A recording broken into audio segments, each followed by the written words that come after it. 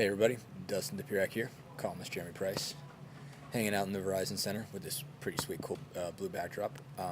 Anyway, just got done with all all the pregame stuff, the press conference, the open locker room, all that kind of fun deal.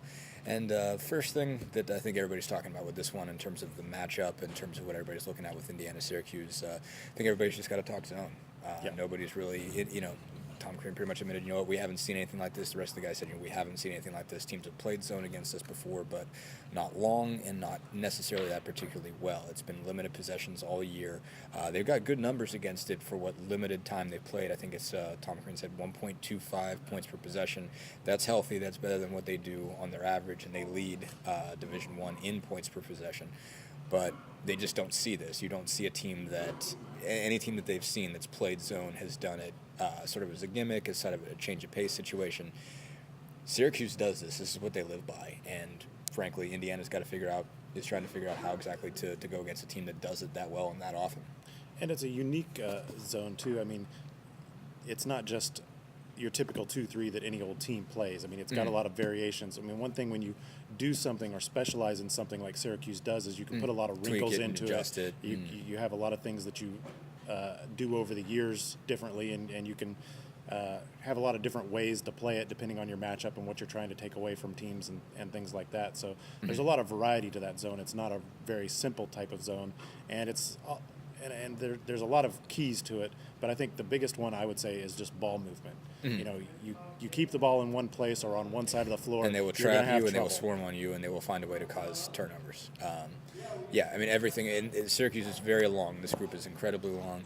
6'6" point guard and Carter Williams, who leads the Big East in steals, gets all over people. Brennan Trish is the short guy out of the group, and he's 6'4". C.J. Fair, their wing, is 6'8". Got 6'8" Sutherland at power forward, and 6'9" shot blocker. And Rakeem Christmas is a pretty good athlete, not a great scorer, but a really good athlete. Sixth in the Big Ten, I think, either fifth or sixth in block shots. They cause a ton of turnovers. The only one who causes more, one who has more steals, I should say, is Louisville, which lives by the full court press in the Big East. They hold teams. I think they're 10th in defensive efficiency. They pretty much get after you. One thing Jordan Hall said was that he says you're going to think something's there when it's not, which I think is really kind of the interesting key for them. For Hall specifically, Indiana seems to have all the tools to beat a zone. They've got two good three-point shooters, a couple guys that can beat you off the dribble and can get it. You would think could get in the middle, in Farrell and Oladipo, and a guy who you would think would be good in the high post, in Cody Zeller. But they're not used to this, and the way when Hull said what you think is there isn't necessarily there, that sort of elbow three that is usually the way you beat the zone, you don't necessarily have that as much as you think you do when you're playing Syracuse. Yeah, and the way you're going to get that is not moving the ball around outside. You've got to go inside out to get that shot. You've got to get the ball in the center of the zone or get it to the baseline, drag and kick it back out to get those openings. And I think Halls is right on the mark, because the big thing against this Syracuse zone is you don't have to make seeing eye passes. You don't have to make fancy passes. You just have to take what's there. Make the simple pass, make the simple cut. You don't have to always get all the way to the basket. Sometimes that pull-up baseline jumper is going to be there, or that turnaround free throw line jumper, or whatever it is. Don't try to make it more complicated than it needs to be. Just a simple, efficient approach is the best one against this zone. Right.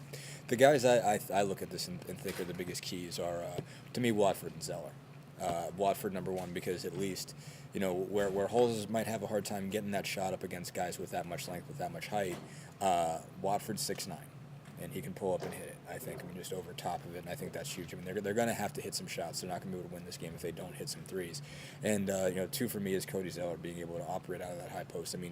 He's got the skills, he's got the capability to do it. He just doesn't have to do it very often, and he's spend so much time trying to get the ball inside, trying to get the ball low. I think he's going to have to play high a little bit, and he's going to have to make a couple jumpers and just kind of get the floor to move a little bit, so that you can sort of find cutters in the back of it and that sort of thing. That might be the best way that they could get some easy baskets and get some shots that way.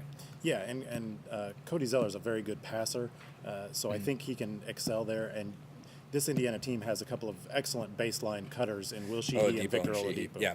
If those guys keep moving and Zeller is aware, there's going to be some openings there. As good as the Syracuse zone is, it's not invincible. Just in the last few weeks, Louisville did a pretty good number on it in the second half of the Big East final. I thought California was really torched them pretty good late in that second round, or third round, I guess it is now, NCAA game. Yeah. even though Cal didn't always finish their opportunities. But, there are some holes to be had there if you're willing to find them. Right. And I think Zeller can do that. But he's going to have to, like you said, knock down a couple of jumpers. He's going to have to be willing to shoot that jump shot. He can't just put the ball on the floor and try and get to the basket. If he tries to do that, he's going to get collapsed on. Yeah. There's going to be turnovers. It's not going to go that well. No. I'm interested in what you think here. Obviously, you can beat some zones with the dribble.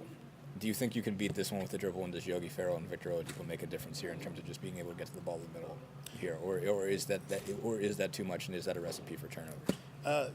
You can be effective with dribble penetration, but the dribble penetration needs to be set up with the ball movement first.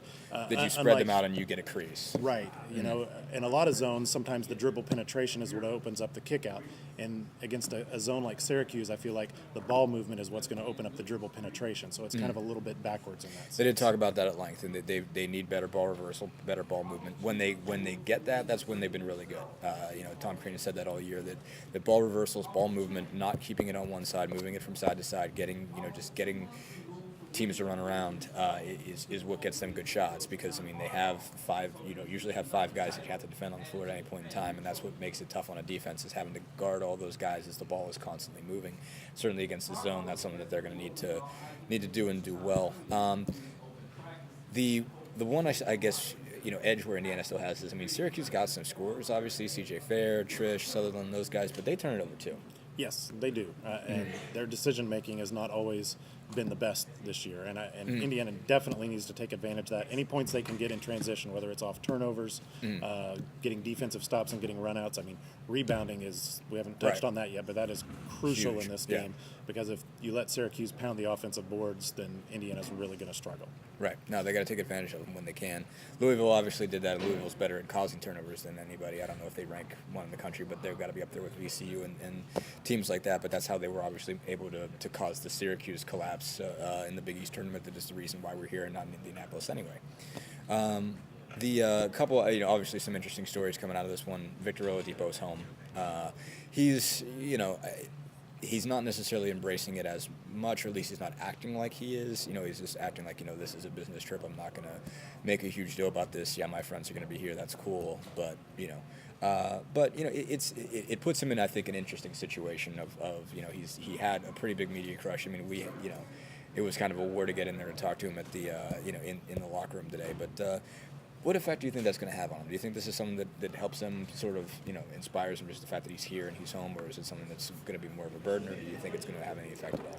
Well, I'm kind of curious to see how that goes. It's kind of a weird situation, because you've kind of got this conquering hero returns home motif going on, except for there's still more to be conquered yet if he really wants to get where he wants to go. But, the sense I got just from what little bit we got to talk to him today, from watching practice, seems a little bit like he might be energized to me, and that could definitely be a good thing, as long as it doesn't translate into doing too much. But I think by and large he's been fairly good about that this year. So if it brings a little bit more energy, a little more excitement, but he's still able to play under control, I do think that that's a good thing for Indiana.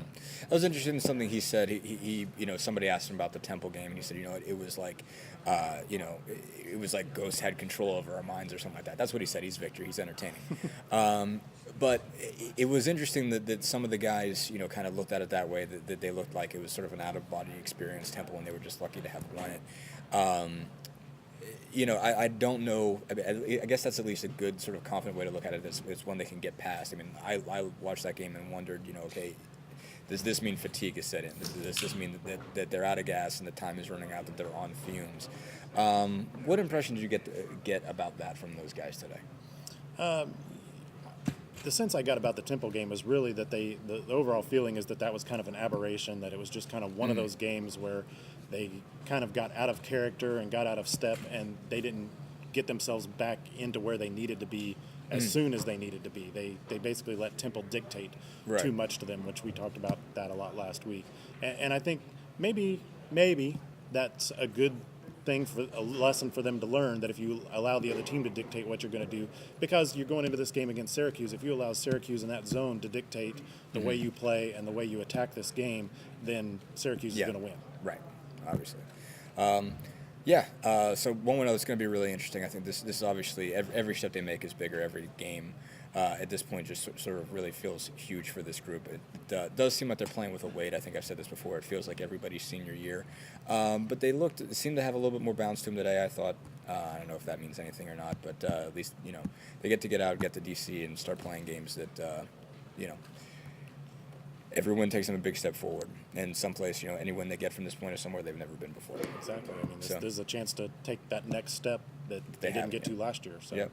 So it's going to be an interesting one. 9:45. Deadline's going to love us. It's going to be awesome. We'll be here at like 3 in the morning. Who cares? Anyway, thanks a lot, guys, and check us out tomorrow. Stick with us. Thanks.